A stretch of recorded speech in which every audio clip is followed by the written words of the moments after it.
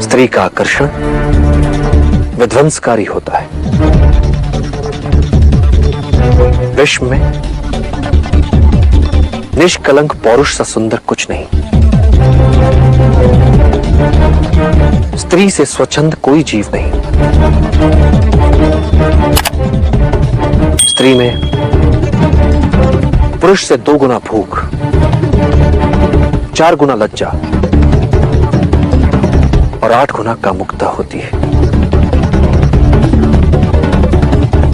भले ही ये तुम मान लो कि तुमने सब कुछ जान लिया है, फिर भी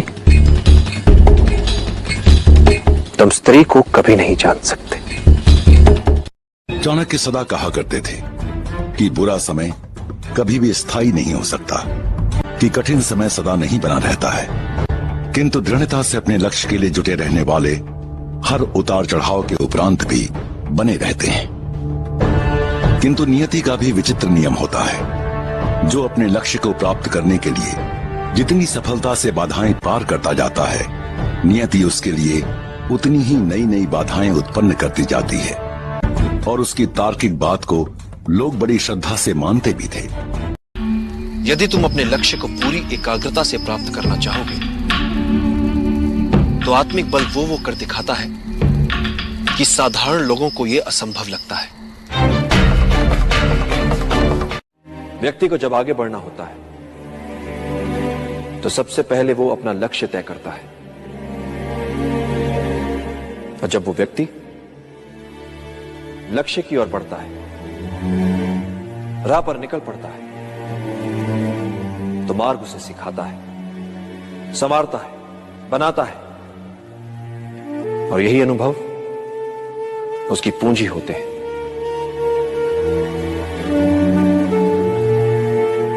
मार्ग पर चलकर लक्ष्य तक पहुंचा जाता है, और मिलने वाली वस्तु मात्र सांकेतिक उपलब्धि होती है चंद्रगुप्त। वास्तविक उपलब्धि होती है मार्ग में मिली सीख। राह में आई हर अड़चन को सुलझाते सुलझाते जो वो हो जाता है, वो यात्रा से पहले वाले व्यक्ति से बड़ा व्यक्ति होता है। आचार्य, आप थकते नहीं है क्या? जो थकते हैं उनका कोई लक्ष्य नहीं होता। आपका लक्ष्य क्या है आचार्य, जो आप इतना तेज चल रहे हैं? इस समय तो तुम्हें अपने लक्ष्य तक पहुंचाना। फूट डालो, फूट डालो और राज करो। यही नियम है राजनीति का। मैंने सदा कहा है, वर्ष भर में फल चाहिए तो धान की बुवाई करो। 10 वर्षीय योजना हो तो पेड़ उगाओ, और योजना यदि जीवन भर की हो तो लोगों को शिक्षित करो। हम सूर्य की पूजा क्यों करते हैं? क्योंकि सूर्य जब आकाश में नहीं भी होता, तब भी पृथ्वी को उससे प्रकाश मिलता है, अंधियारा हटता है। आदर्श विद्यार्थी वो है जो किसी भी परिस्थिति में सीखने के लिए सदैव तत्पर है। छोटे से मिले, बड़े से मिले, जहां से भी मिले, उसे मात्र शिक्षा ग्रहण करनी है। इच्छित विद्या अपनों से मिले, परायों से मिले, मित्रों से मिले या शत्रुओं से मिले, उसका लक्ष्य हर मूल्य पर विद्या, चाहे उसे मान मिले या अपमान मिले। गुरु जो सिखाए उसे सीखो, जो कहे वो करो, शेष मुझ पर छोड़ दो। तुम्हें सीखने में किसी से पीछे नहीं रहना चंद्रगुप्त, मुझे वचन दो। कठिन पथ पर चलने पर कई बार धैर्य टूट जाता है, हृदय विचलित होने लगता है, और कई बार तुम स्वयं से प्रश्न पूछ बैठोगे, पर तुम्हारा ध्यान सदैव लक्ष्य पर बना रहे, फिर वो चाहे तुमसे कितना ही दूर क्यों ना हो।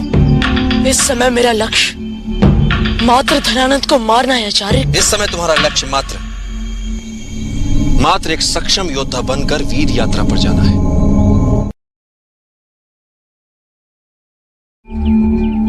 अपने विचारों को वश में रखो, क्योंकि यही तुम्हारी वाणी बनेंगे।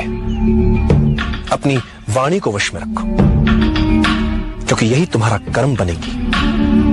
अपने कर्मों को वश में रखो, क्योंकि यही तुम्हारी आदत बनेंगे।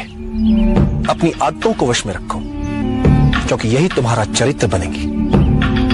और अपने चरित्र को वश में रखो, क्योंकि इसी से तुम्हारा भाग्य बनेगा।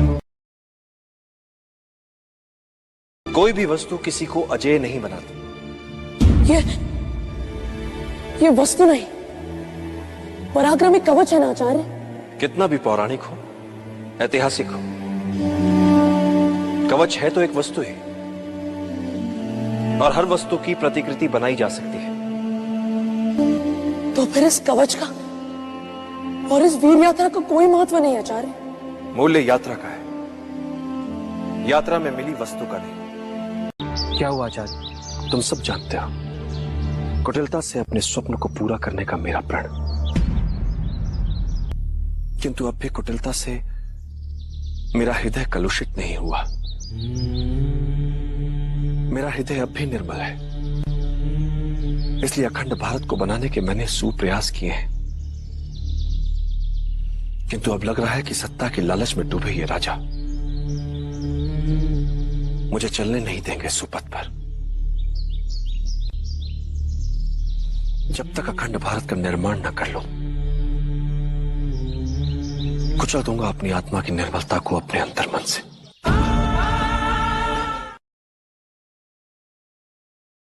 मैं चंद्रगुप्त के व्यवहार के बारे में सोच रहा था भद्रपेट।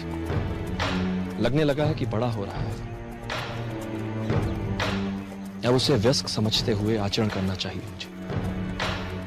क्यों अपेक्षा रखूं उससे कि अब भी वो पहले की तरह आंख मूंद कर बात माने मेरी। एक आयु के पश्चात यदि अपने बच्चों को समकक्ष न माने तो वो अवज्ञा करेंगे, दूर भागेंगे हमसे। प्राकृतिक नियम है ये। चंद्रगुप्त, मुझे तुमसे कुछ बात करनी। आक्रमण की जो योजना मैंने तुम्हें अभी बताई, वो योजना है तो अच्छी, किंतु वो कोई मूर्ख सेना नायक ही होगा जो ये मान ले कि उसकी बनाई हुई योजना ज्यों की त्यों युद्ध क्षेत्र में पूरी हो जाए। मैं ये नहीं कहता कि हमें अपनी योजना पर विश्वास नहीं करना चाहिए। मैं ये भी नहीं कहता कि पूरी तैयारी के साथ योजना बनाकर हमें उससे सफलता या विजय की कोई आशा नहीं रखनी चाहिए। किंतु यह अवश्य कहूंगा कि हमें बुरे से बुरे परिणामों और हर क्षण आश्चर्यचकित करने वाली स्थिति के लिए सदैव तत्पर रहना चाहिए। ये हो सकता है मगध का भावी सम्राट। नहीं पता कि कौन हो सकता है मगध का भावी सम्राट। यह बहुत बड़ा निर्णय है वत्स, और बड़े निर्णय मन से नहीं, बुद्धि से किए जाते हैं। मेरे परख के बिंदु बहुत सरल हैं। आदर्श राजा वो है जिसके तन, मन और आत्मा तीनों दृढ़ हो। तीनों दृढ़ क्यों? यदि राजा तन से दुर्बल हुआ तो ना संभाल पाएगा अपनी सेना को, ना सीमाओं को। और यदि उसका निर्बल और अस्थिर हुआ मन, तो पराजित होता रहेगा वो अपनी ही चिंताओं से। और उसकी आत्मा निर्बल हुई तो कैसे सबल करेगा वो अपनी निर्बल प्रजा को। मेरे प्रश्न का उत्तर दो चंद्रगुप्त। तुम शिकारी की चुनौती को अस्वीकार क्यों कर रहे हो? यदि इस बार मैं हार जाता तो, और फिर ये अर्थात हारने का भय रोक रहा था तुम्हें। याद रखना चंद्रगुप्त, यही भय तुम्हें विजय भी दिलाएगा। मैं कुछ समझा नहीं आचार्य। जो लोग भय को बहुत गंभीरता से लेते हैं, विजय श्री उन्हीं के गले में जयमाला डालती है।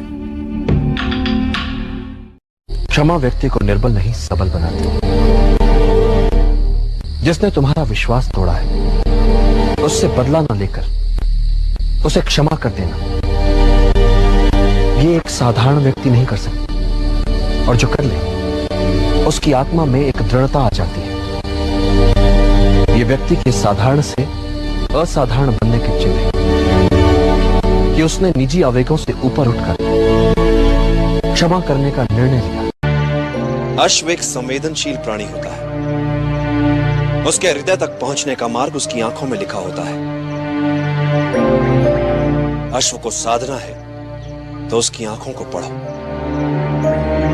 आचार्य, मुझे लगता है आप चंद्रगुप्त के साथ कुछ अधिक कठोरता दिखा रहे हैं। इस तरह तो वो बेचारा घबरा जाएगा। कहीं ऊब कर वो यहां से भाग गया तो आपके अखंड भारत वाले सपने का क्या होगा? ऐसा कुछ नहीं होगा भद्रभट। किंतु आचार्य, वो औरों से कहीं अधिक समझदार बनाना है उसे, बहुत सिखाना है उसे, क्योंकि आने वाला पथ बहुत दुर्गम होने वाला है उसके लिए। तरह तरह के संकटों से सामना करना पड़ेगा, इसलिए तैयारी भी वैसी ही करवानी पड़ेगी। पर आचार्य, पेड़ से गिरते पत्तों को पकड़ने का कार्य जो आपने उसे सौंपा है, उस कार्य की नीरसता मार डालेगी उसे। ज्ञान प्राप्ति के लिए कोई सरल मार्ग नहीं होता। धैर्य की परीक्षा उसे देनी है और वो कर भी लेगा। किसी को भी सत्य कहने से कभी भयभीत नहीं होना चाहिए, फिर चाहे वो सत्य उसका साथ दे अथवा ना दे। उचित समय पर उचित विकल्प का उपयोग ही बुद्धिमत्ता है, किंतु सब कुछ नियति के हाथों छोड़कर बैठने वाले लोग ना तो कभी कुछ बन पाते हैं और ना ही कुछ कर पाते हैं। अपने विचारों को वश में रखो, क्योंकि यही तुम्हारी वाणी बनेंगे। अपनी वाणी को वश में रखो, क्योंकि यही तुम्हारा कर्म बनेगी। अपने कर्मों को वश में रखो, क्योंकि यही तुम्हारी आदत बनेंगे। अपनी आदतों को वश में रखो, क्योंकि यही तुम्हारा चरित्र बनेगी। और अपने चरित्र को वश में रखो, क्योंकि इसी से तुम्हारा भाग्य बनेगा। कठिन पथ पर चलने पर कई बार धैर्य टूट जाता है, हृदय विचलित होने लगता है, और कई बार तुम स्वयं से प्रश्न पूछ बैठोगे, पर तुम्हारा ध्यान सदैव लक्ष्य पर बना रहे, फिर वो चाहे तुमसे कितना ही दूर क्यों ना हो। इस समय मेरा लक्ष्य मात्र धनानंद को मारना है आचार्य। इस समय तुम्हारा लक्ष्य मात्र एक सक्षम योद्धा बनकर वीर यात्रा पर जाना है। आदर्श विद्यार्थी वो है जो किसी भी परिस्थिति में सीखने के लिए सदैव तत्पर है। छोटे से मिले, बड़े से मिले, जहां से भी मिले, उसे मात्र शिक्षा ग्रहण करनी है। इच्छित विद्या अपनों से मिले, परायों से मिले, मित्रों से मिले या शत्रुओं से मिले, उसका लक्ष्य हर मूल्य पर विद्या, चाहे उसे मान मिले या अपमान मिले।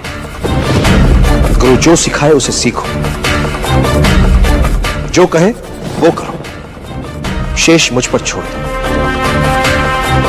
तुम्हें सीखने में किसी से पीछे नहीं रहना चंद्रगुप्त, मुझे वचन दो।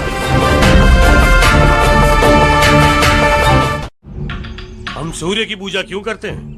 क्योंकि सूर्य जब आकाश में नहीं भी होता तब भी पृथ्वी को उससे प्रकाश मिलता है, अंधियारा हटता है। मैंने सदा कहा है, वर्ष भर में फल चाहिए तो धान की बुवाई करो, 10 वर्षीय योजना हो तो पेड़ उगाओ, और योजना यदि जीवन भर की हो तो लोगों को शिक्षित करो। फूट डालो, फूट डालो और राज करो, यही नियम है राजनीति का। आचार्य, आप थकते नहीं है क्या? जो थकते हैं उनका कोई लक्ष्य नहीं होता। आपका लक्ष्य क्या है आचार्य, जो आप इतना तेज चल रहे हैं? इस समय तो तुम्हें अपने लक्ष्य तक पहुंचाना। व्यक्ति को जब आगे बढ़ना होता है तो सबसे पहले वो अपना लक्ष्य तय करता है, और जब वो व्यक्ति लक्ष्य की ओर बढ़ता है, राह पर निकल पड़ता है, तो मार्ग उसे सिखाता है, संवारता है, बनाता है, और यही अनुभव उसकी पूंजी होते हैं।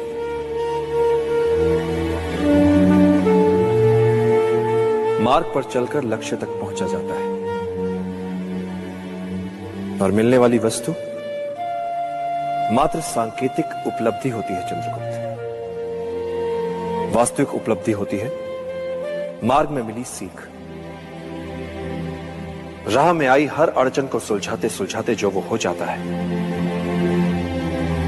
वो यात्रा से पहले वाले व्यक्ति से बड़ा व्यक्ति होता है। यदि तुम अपने लक्ष्य को पूरी एकाग्रता से प्राप्त करना चाहोगे तो आत्मिक बल वो कर दिखाता है कि साधारण लोगों को यह असंभव लगता है। चाणक्य सदा कहा करते थे कि बुरा समय कभी भी स्थायी नहीं हो सकता, कि कठिन समय सदा नहीं बना रहता है, किंतु दृढ़ता से अपने लक्ष्य के लिए जुटे रहने वाले हर उतार चढ़ाव के उपरांत भी बने रहते हैं। किंतु नियति का भी विचित्र नियम होता है। जो अपने लक्ष्य को प्राप्त करने के लिए जितनी सफलता से बाधाएं पार करता जाता है, नियति उसके लिए उतनी ही नई नई बाधाएं उत्पन्न करती जाती है। और उसकी तार्किक बात को लोग बड़ी श्रद्धा से मानते भी थे। स्त्री का आकर्षण विध्वंसकारी होता है। विश्व में निष्कलंक पौरुष सा सुंदर कुछ नहीं। स्त्री से स्वच्छंद कोई जीव नहीं। स्त्री में पुरुष से 2 गुना भूख, 4 गुना लज्जा और 8 गुना कामुकता होती है। भले ही ये तुम मान लो कि तुमने सब कुछ जान लिया है, फिर भी तुम स्त्री को कभी नहीं जान सकते।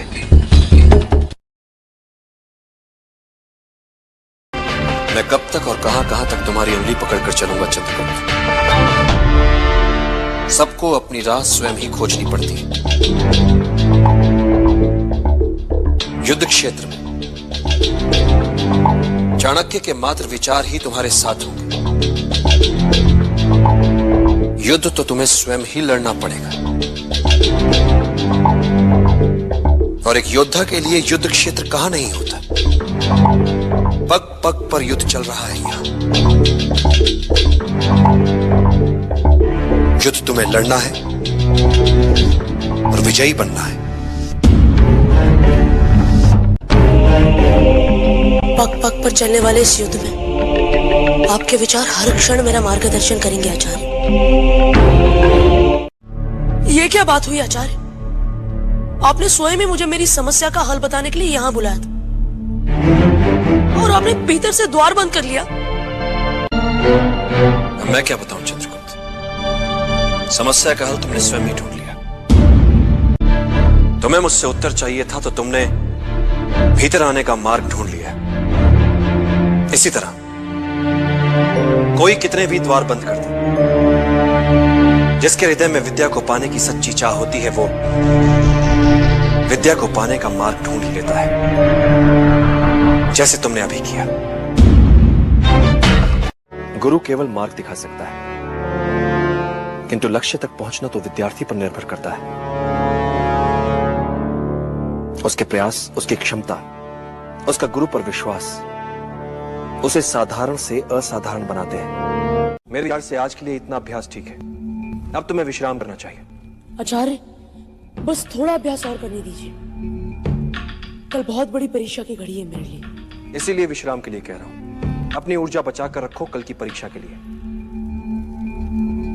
उससे पहले समुचित विश्राम का भी होता है महत्व। एक महान योद्धा की क्या पहचान होती है चंद्रगुप्त? जो ही वो युद्ध में जीते, विजय उत्सवों में अपना समय गंवाए बिना अगले लक्ष्य को प्राप्त करने की योजनाओं में लग जाए। जब तुम्हारे समक्ष एक से अधिक विकल्प और निर्णय लेना कठिन हो रहा हो,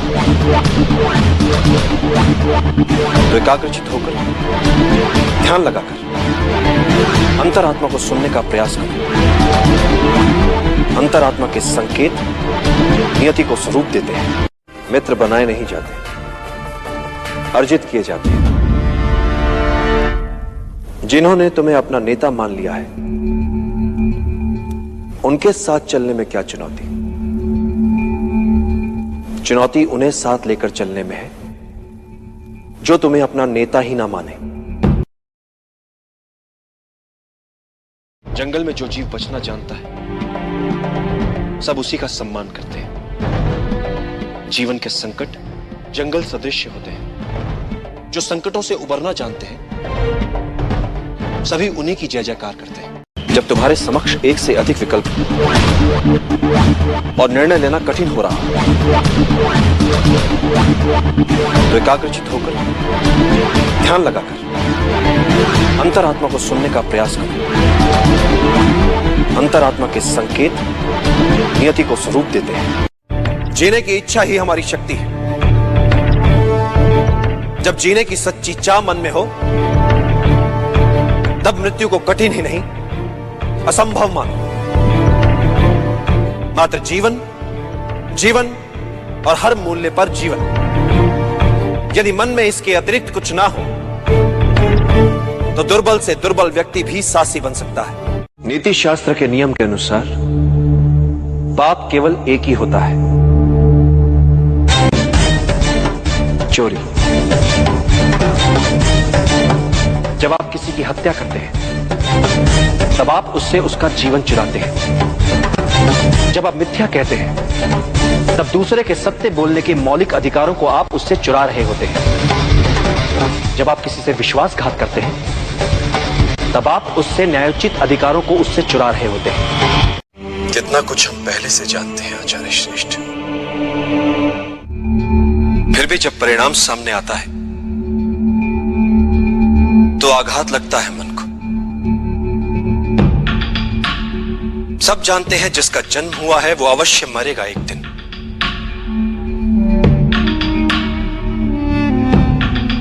किंतु जब मरता है कोई तो विस्मय होता है और दुख भी। हर रात के पश्चात भोर अवश्य हो। इस रात भी भोर होगी। कल एक नया दिन है। अब ये तुम पर निर्भर करता है कि तुम इस नए दिन का बीती रात के दुखों में डूबकर स्वागत करते हो या नई सुबह में उबर कर एक नई यात्रा पर चल पड़ते हो। यदि तुम्हें यह कवच मिल गया तो तुम क्या करोगे? क्या तुम विश्व विजय अभियान के लिए निकल पड़ोगे? विश्व विजय मेरा लक्ष्य नहीं बन सकता, परंतु हाँ, इस कवच को प्राप्त करके मैं उसे भी जीतना चाहूंगा, क्योंकि उसे जीतना मेरे आचार्य के लिए उचित अथवा आवश्यक होगा। किंतु यदि मैं शरीर हूं तो मेरे आचार्य मेरी आत्मा है और उन्होंने सदैव मुझे यही सिखाया कि जो भी व्यक्ति अपने आत्मा की बात नहीं माने तो व्यक्ति पराजित होगा। मनुष्य जब बुद्धि से तनाव में होता है, चिंताग्रस्त होता है, तब उसका चित्त भी संशय में होता है। ऐसे समय में उसके मस्तिष्क उसकी बुद्धि से खेला जा सकता है, अपने विचार उस पर रोपे जा सकते हैं। मात्र सीखना ही पर्याप्त नहीं है। जो कुछ सीखो उसे अपने रक्त में बसो, क्योंकि तुम्हें सबसे अच्छा बनना है, हर विषय में सर्वश्रेष्ठ। और एक बात, सच्चा योद्धा ना तो शारीरिक बल से बनता है और ना ही अस्त्र शस्त्र के ज्ञान से। सच्चा योद्धा बनता है मात्र अपनी बुद्धि से।